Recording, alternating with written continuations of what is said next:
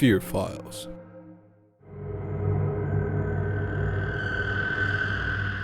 In 1994, a 13-year-old boy named Nicholas Barkley, who lived in Texas, he went to play a basketball match with his friends in the neighborhood. And after this, he called home because he wanted his mother to pick him up, but she was asleep, and the eldest brother refused to wake up. So Nicholas had to go back to his house. But the time passed, and Nicholas didn't come back. And from that moment, his case would become one of the strangest and mysterious cases in the US.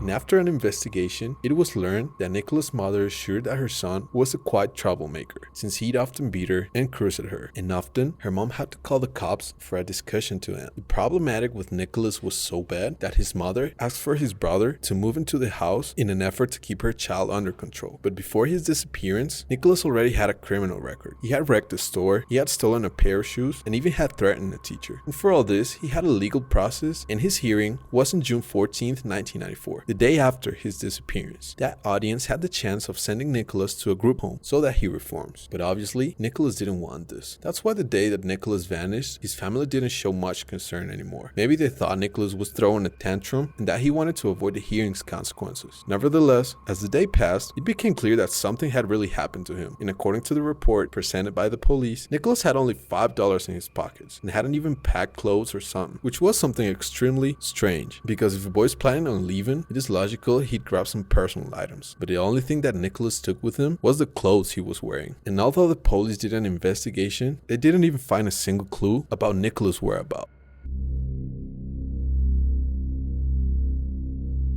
Now well, 3 months after the disappearance, the police department received a phone call from Nicholas' half-brother claiming he saw Nicholas trying to break into his home, but when the officers arrived, he ran away. So 3 years would pass and everything indicated that Nicholas had been swallowed by the earth. But then, his family received an incredible phone call that someone had located Nicholas stunned and frightened in a small town in Spain.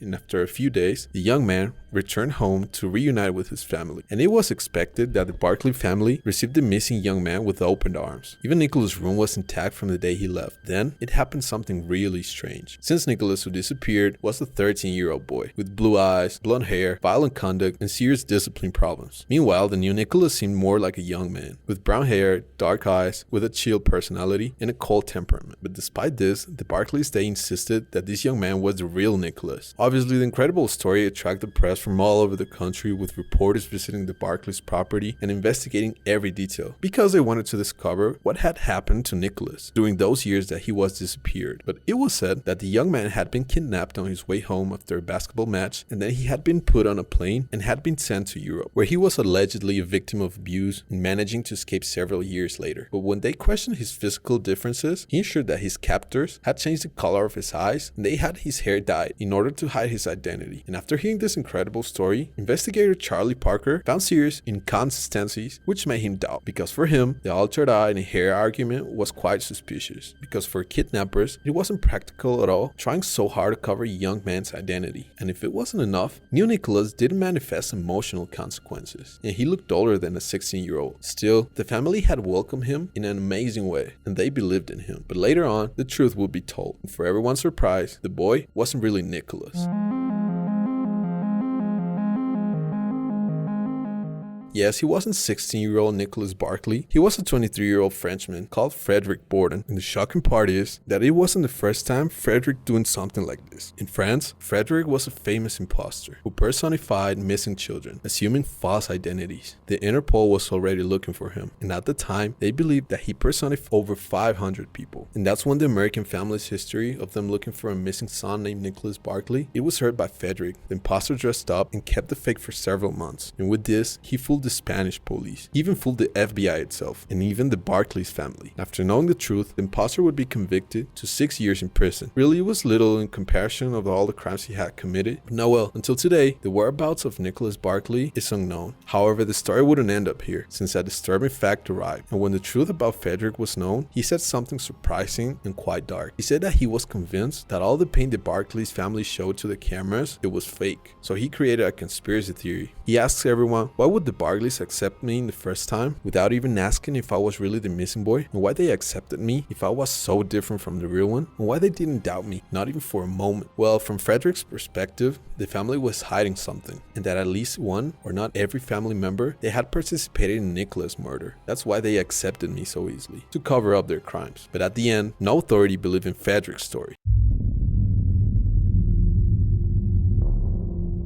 Now, while time passed and Frederick came out of jail, he kept posing as other people. In 2003, he took the identity of a 14-year-old French teenager who had been missing since 1996, but was discovered thanks to DNA tests. Then in August 2004, he was in Spain, and there he claimed to be a young man named Ruben Sanchez Espinosa, whose mother had died during the terrorist attacks in Madrid 2004. And when the police found out the truth, he was reported in June 2005. Frederick posed as Francisco Hernandez, a 15-year-old Spanish orphan, managing to live like this for a month in a school in France. And according to his story, his parents had died in a car accident, but then a teacher unmasked him after watching a TV show about his crimes. Now, well, in 2007, Frederick married a French woman named Isabel, with which he has 3 sons with. Obviously, his case is quite famous, and that's why media have tried talking to him. So during an interview, they asked him if this was a new character, since he was a good father and a good husband. So he replied, "Nah, this is who I truly am." And for many experts, Frederick was just looking for the love, the affection, and the attention he never received as a child. In fact, on several occasions, he pretended to be an orphan so that more people would support him and love him. But the amazing thing is that although he didn't have a picture of him as a kid, most people believed in what he said, and Frederick had a happy ending. But still, everyone wonders what happened to the real Nicholas Barclay. That's why his case remains a mystery.